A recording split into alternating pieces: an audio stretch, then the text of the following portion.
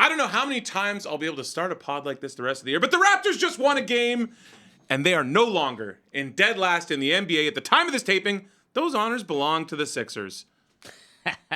Good riddance. Yeah. Good riddance. Are they a competition with the Raptors in the draft lottery? Is that what we're saying? No, we're going to leave that to the Wiz. The Wiz are going to be by far the worst team. Bet it. Jakob Poeltl, top 7 center. So I don't want to step on things, but first, welcome to Basketball Island.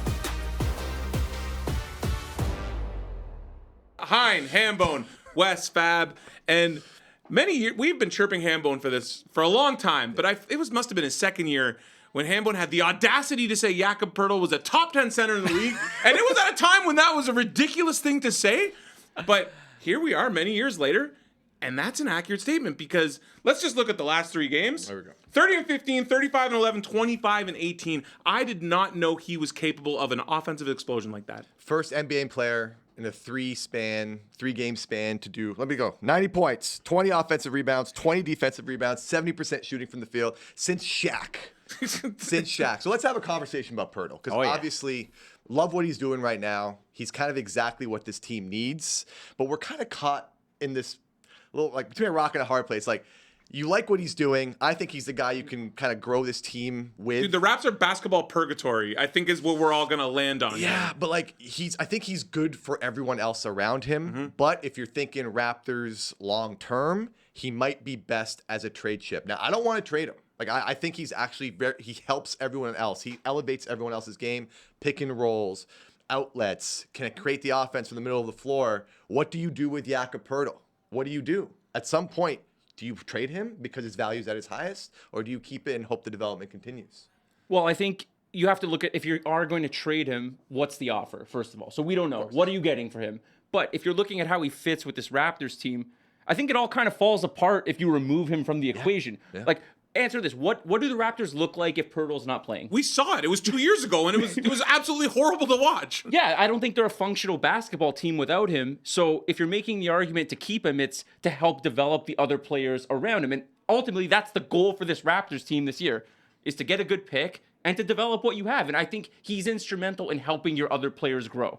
I think for Poeltl himself, I bet you he wants to be in a winning situation. Is the timeline for that in Toronto too long? For him individually, sure, could be tough, but I don't want him traded. I think for the benefit of the Raptors, this guy's the perfect piece to complement all these other guys who are clearly up and coming, working off of him as DHOs, off of pick and rolls. He's very good as a cog for letting the offense kind of work in and out and do all. He's top 5 in the league in screen assists. He just kind of opens everything up for other guys, and he can catch any ball you throw at him. His hands are immaculate, very soft hands. Very nice. I am torn on this. I want to see him stay, but I understand that the Raptors are kind of entering value adding phase of their development. You want to tank for Flag, you want to tank for Ace, all these things. I get that, but bringing those guys in with a Poeltl already on the team, I think can actually be better for the team long term. I think it's a very good problem to have, and it's one of those things where we need to really wait and see how the year plays out. Because if you, to Fab's point, if you're getting blown away with a great offer, he went for a first-round pick, what was that, 3 years ago? Yeah. Now, with the way he's playing, you have to assume that that's going to be a lot higher. There's no reason to rush. Yeah. Just, it is what it is. If he's playing well, see what's out there. If someone blows you away, fine, you consider it. If not, let him keep playing, let him play well, and he's helping your team. What's the pinch on the salary cap situation with his contract? Well, he's getting $20 million a year. Which is not crazy with how it's going. A great contract. It's about the same kind of money that Vucevic was making. Both were seen as overpays, and they're both having the best seasons of their respective careers, which is kind of crazy. You have 2.5 months to decide before the trade deadline. Again, it's just a matter of, do you think the Raptors have enough to build the next great Raptors team? Is he going to be a part of that? He's 28, 29. He's entering what you would call the prime of his career. I think it's a very interesting time. I am on team no trade because I do see him as super valuable. Listen, he's not the greatest rim protector. There's some defensive deficiencies there, but I think he's switchable. He can move his feet on the perimeter. And I think a lot of contending teams that we had this conversation offline, Phoenix comes calling, New York. He's just a guy that kind of you can slot him in anywhere. He raises your floor, and on other teams, he won't be relied upon as a number 1 or number 2 option, I guess, in this case. One more thing I want to point out. A lot of people are saying, oh, this guy can't play full minutes. Look at the minutes this guy's logging in all these games. On a back-to-back, this guy's looking big minutes. So he's proven that, hey, there's never been any restrictions, just I haven't been given the opportunity. So it's very interesting to see that he's been able to answer all these questions about his all of his deficiencies as a player, and he's proven right now that, hey, I don't want to trade him. I don't like either. him. I also don't want to overreact to a 3-game stretch here. I mean, I know he's having a great well, No, let's overreact. I mean, Overreact, Fab, sure, okay? overreact. Yeah, he's the next Hakeem Olajuwon. He's playing like prime Hakeem. Do we owe Masai and Bobby Webster an apology? Because I feel like the 4 of us were pretty critical, not necessarily of the trade, but we were critical of why are you giving up assets when the team is clearly going in a wrong direction. But now, if the asset turns out to be what we've seen, was that the worst thing? Well, let me do it right now. Would you rather have long-term Donovan Clingan or Jakob Poeltl? Well, I don't want to step on my small sample size theater later, but I don't know. I like what I see from Clingan. But So to answer your question, no, I still think that what ended up happening with what was given up, I think long-term, they were better off not. I probably going would that still direction. rather have a first rounder from this season than Poeltl. But also, if you're looking at the bigger picture of the team.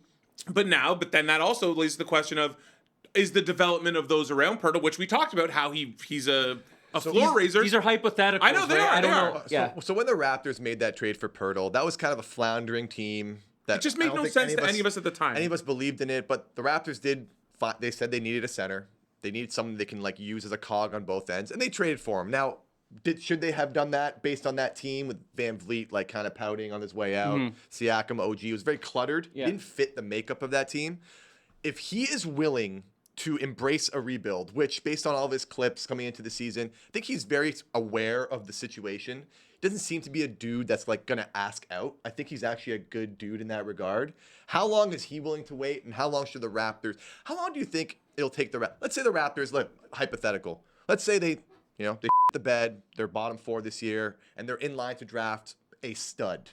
Now all of a sudden, with Poeltl, if they do nothing and they still tank to the point where they're bottom 4, and you add someone like Cooper Flagg, like Ace Bailey, around Poeltl with that team, how soon are they to start to contend a little bit, or on that upward trajectory to contending? Because you're going to need a guy like Poeltl at some point. The one thing I wanted to bring up is with the team and the average age of the players who are the core of the team, you kind of need some adults in the room. Yeah.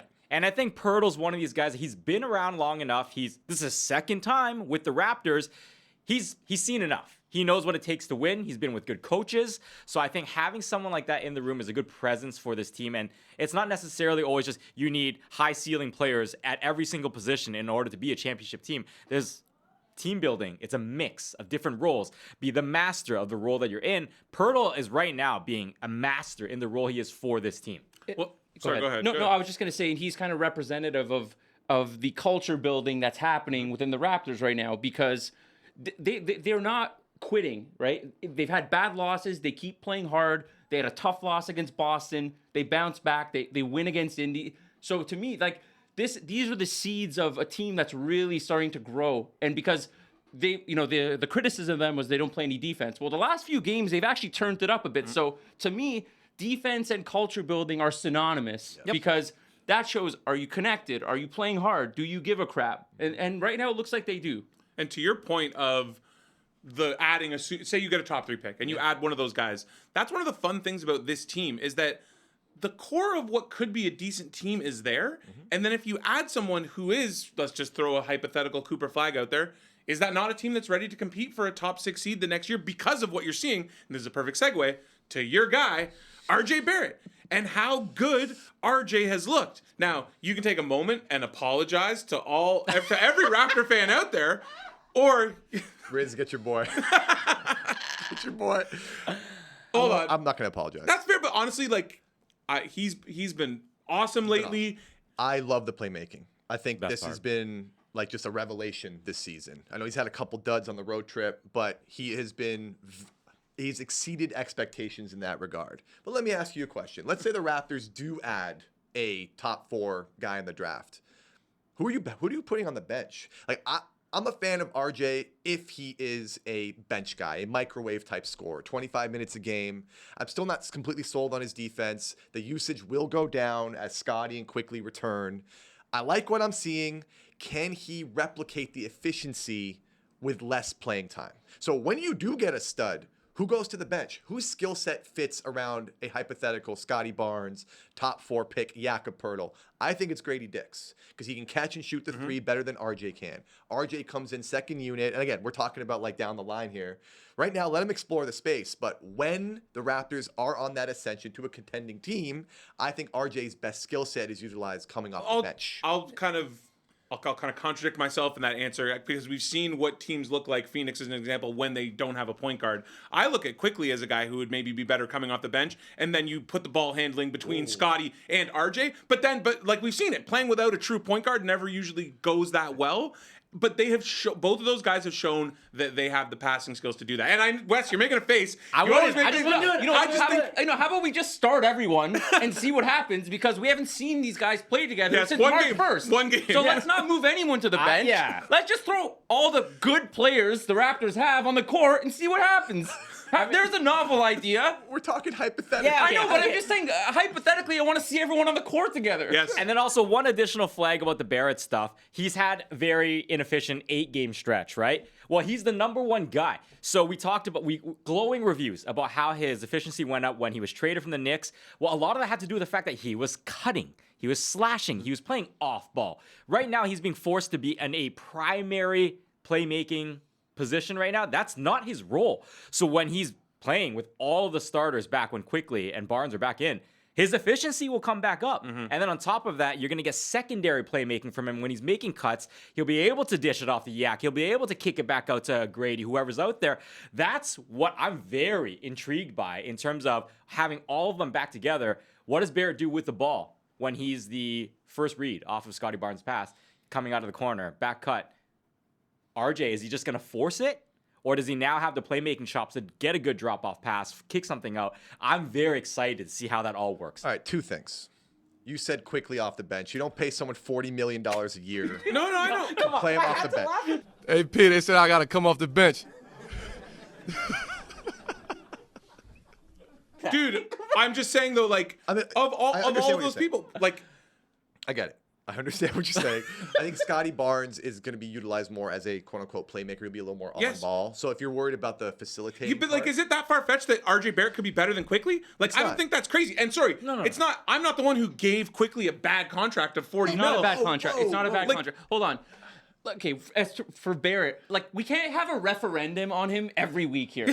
Like, it's fine. He's going to have matchups where he looks great, like he did against the Pacers. Sometimes he won't look good. I don't even care about his numbers.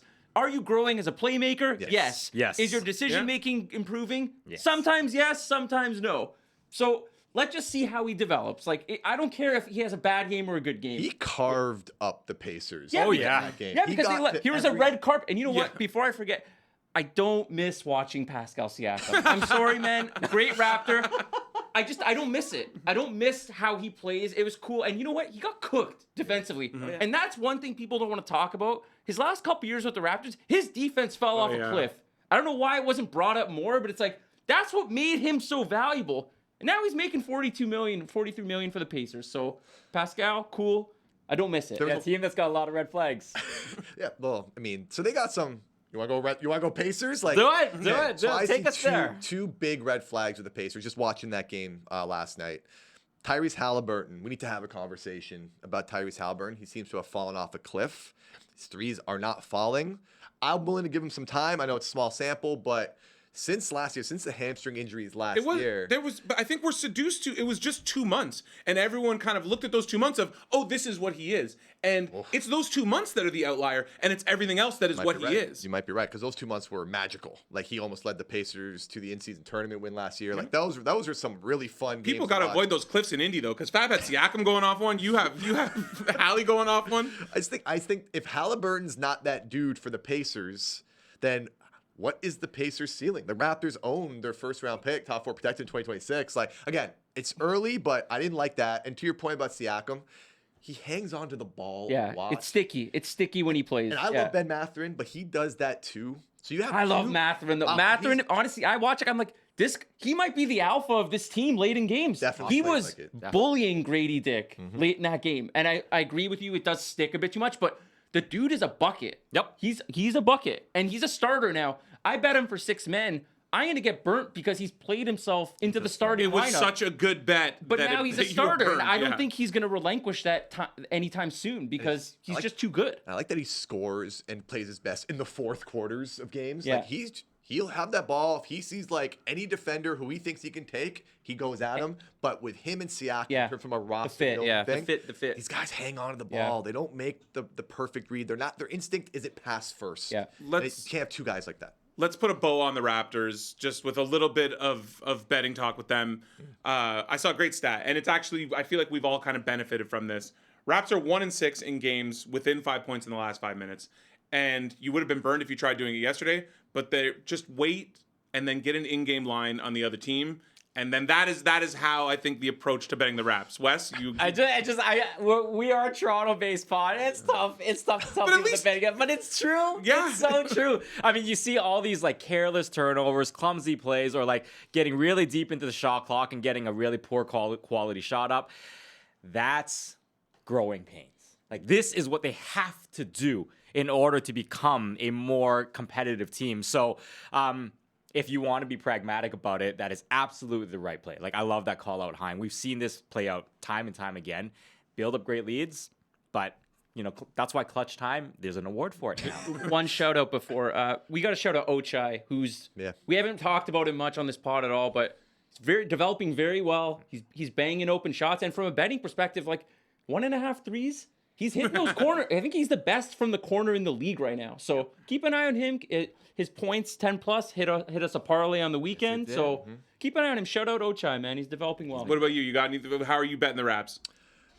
So I loved your idea there. You're hedging your brain and your heart, I feel, with the Raptors. The way to go. Yeah. And the right it way to makes go. a lot of sense. I like the Ochai stuff. Win season total right now is at 27.5. I am just, again, when Scottie Barnes returns, like the team is not, it's good. It's a frisky team. They play the right way. Yeah. They play with pace. They seem to like each other. I'm going to take a wait and see approach. I like your theory. I mean, it's won us a couple bets this year already. Both Nuggets games, I believe. Galaxy brain stuff. It's just All right, when hey, it's Sharpe. happening, just send the alert in the text and then know to Sharpe. get that in-game on. Also, shout out Garrett Temple. Holding it down. Oh, yeah, big For steal. us geriatric millennials, baby. We got him. Who else? We got LeBron, Kyle. We're Hanging know on. that we're hanging not many on, left. man. We're hanging on. Does Embiid count? No. Close. All right, We don't well, have time for that. I hope someone wants to talk about him because it's time for small sample size theater, and we are going to kind of say, are we buying or are we selling? Like, what are we thinking with these small sample size? Because they're getting a little bigger, and I will start, even though probably mine isn't the most. I don't know. Connor's not clipping this as a social clip because for me, it's Blazer bigs and it's fade Ayton and then go all in on Time Lord and Klingon because Ayton honestly looks like the third best center on that team. The team plays better with the other two, and what the hell do you do with him? Not playing. Let him Yes. rot. Let him rot. But like, He deserves to. Yes. He doesn't care. This guy doesn't care about playing basketball. but like honestly, man, Time Lord looks legit, but it's just a matter of time until he gets hurt. It's just a matter But of time. That's the Klingon, problem. Klingon looks like a good pick, Yes. and he's super active. Guys all over he's blocking everything at the rim. He's fun to watch, and the Blazers are actually. We both got burned by the Blazers I was a just couple going to say, times, as man. someone who needed Mini to beat them Yes. to hit a parlay, And I was the night before. and then Klingon had 25 blocks against him. I'm like, well, cool. I guess this is the best shot blocker of all time, and no one can score on him. So good for him. Yeah, that's a very interesting logjam. And I think the worry right now is that they're all just going to cannibalize each other and no one's actually going to get their proper stat line to hit, whatever over, points, rebounds, assists, whatever it may be. Klingon is the guy they definitely should be developing. Are the Blazers a smart and sophisticated enough franchise to do that? Let's start with the head coach. Probably not. Probably not. All right. So they got a lot of work to do Chauncey right now. catching strays. Dude, this guy has a very talented team. Yeah. That's not fair to the Blazers are a very good on paper team. I think Chauncey's done a terrible job getting them to be their best version of I themselves. think they're in a similar position the Raptors were in last year. Like, you got a lot of dudes that can keep you above water, but like Jeremy Grant, Anthony Simons, DeAndre Ayton. They have no identity. There's Danny no Avdija, identity whatsoever. Like, what are you doing here exactly? Like, Sharpe is Yes, so coming. I was just going to give a Canadian shout out. That was my segue. Shaedon Sharpe, back-to-back 30-point games. This guy is electric. I hope he can stay healthy. I love that he's Canadian. I think he can be the best in-game dunker we've seen since Vince Carter. We just had the 30th anniversary. I said for Canadian fans, we need to convince him to participate in a slam dunk. Shaedon, find please, a way. do the dunk So contest. we asked him last All-Star game. Yeah. We asked him the Yeah. question. I think he'll be open to it if there's, someone just needs to twist the arm a little bit. I think he'd be doing it. And to your point, electric dunker. You say best since Vince in game? He might be.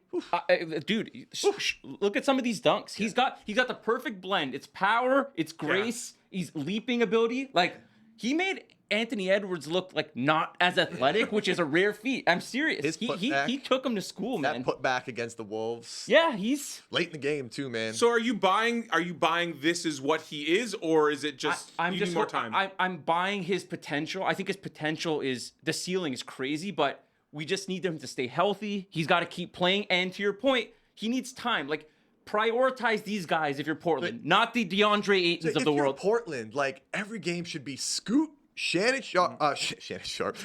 I'm calling the president. President, we need a National Guard. We need as many men as you can spare because we are killing the Patriots.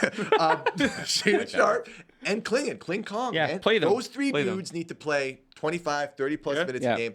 I think Portland's in this weird purgatory. The Raps comp was pretty good. I forget was that you just had it there? That's Yeah. You can take care That's of it. pretty good, man. It's just like you have these dudes like Jeremy Grant. I think contenders would want him. You have to eat that contract, but I think he can help a contender.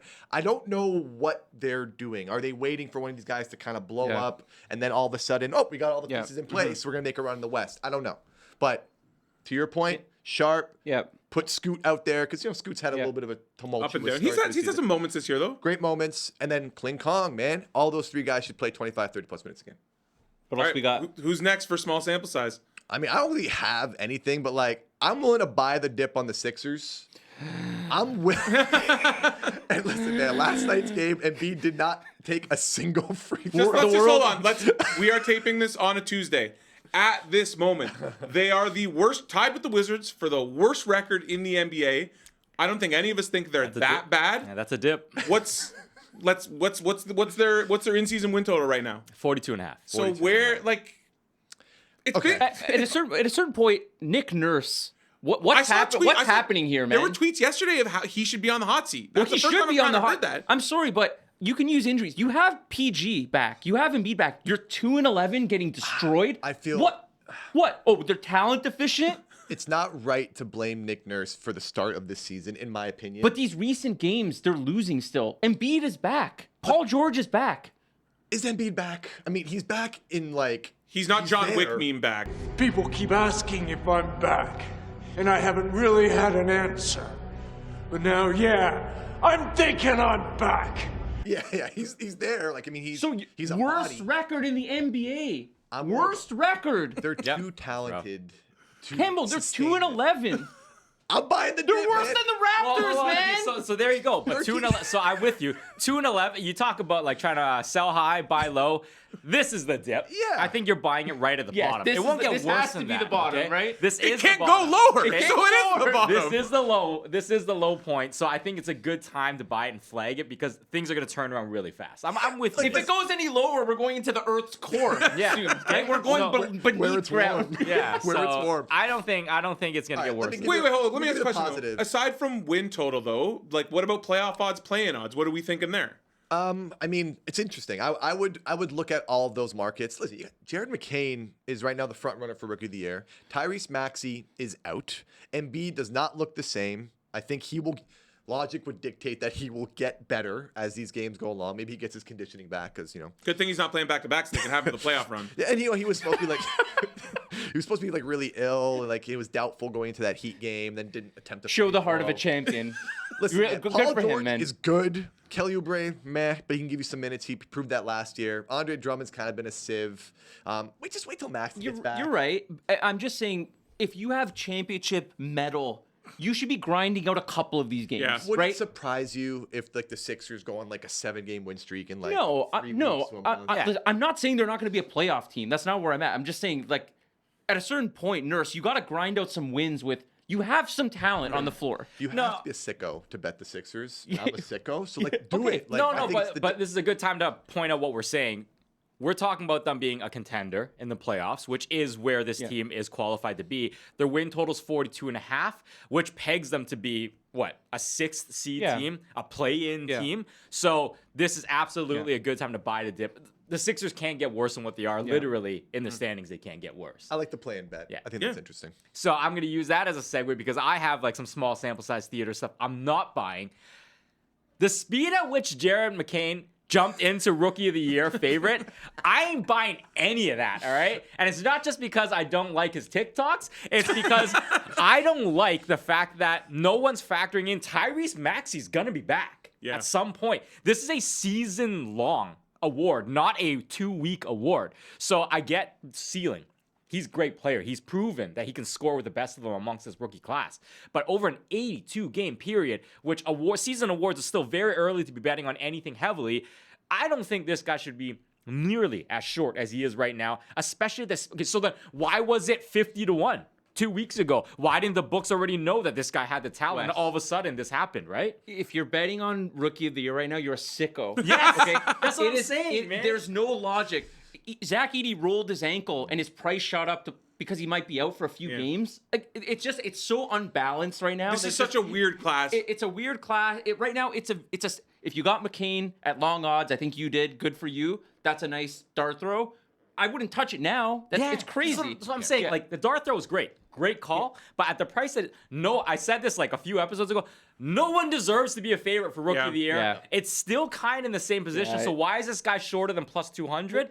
Absolutely unfounded. Do not chase that. It was team. exactly what you said with Edey. When Edey got too short, it's like, yeah, we like Edey. Not at this price. Yeah.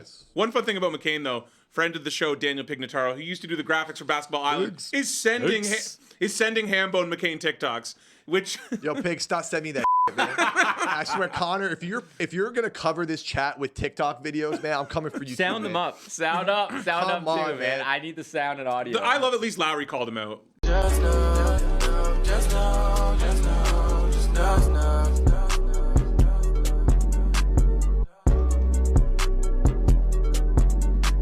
Lowry just like, come on, man. As a real one would. Not for me. Although Lowry not knowing what B-roll is, I question that. But yeah, that was my small sample size theater. I'm only pointing out that he was the favorite. Obviously, worth a dart throw 2 weeks ago. Sure, when right it was now, 20-1. Plutonium, do not touch it. As soon as Maxey comes back, Yeah. the usage goes down the drain. But I think he does have a spot off the bench. And listen, man, he's doing things that are pretty savvy for a young player, for a rookie. So I don't think it'll continue, obviously, but I think the Sixers will be better. Yeah, I just want to point out one more. I think he's in the running. He very well could win it, but not at plus 150, whatever he is. No. All right, let's finish with something fun, because last week we talked about Scottie Barnes and the Arthur fit. Was this like a tribute to Beyonce yesterday with that cowboy hat? Because No.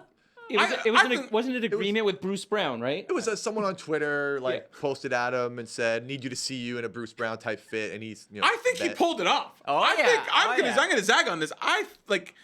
I really think it worked for him. It looked good. I chirped him last week. He pulled. Sorry. Wow. First slip of swearing, Connor. Beat me out. Versatile. Versatile. I think he looked fantastic.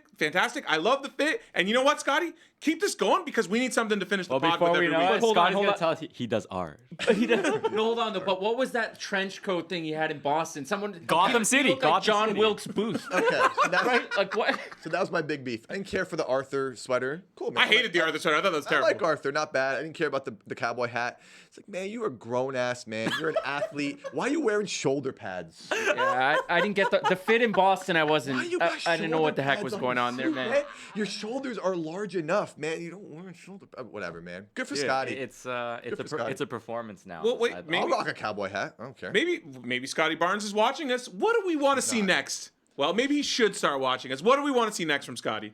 He's been pulling it all off. Maybe like an 80s kind of vibe. Maybe like something real 80s. Miami Vice, like white blazer. Why not? Yeah. Go Why do not, some man? like crazy emo fit, and then we'll know it's like a bit.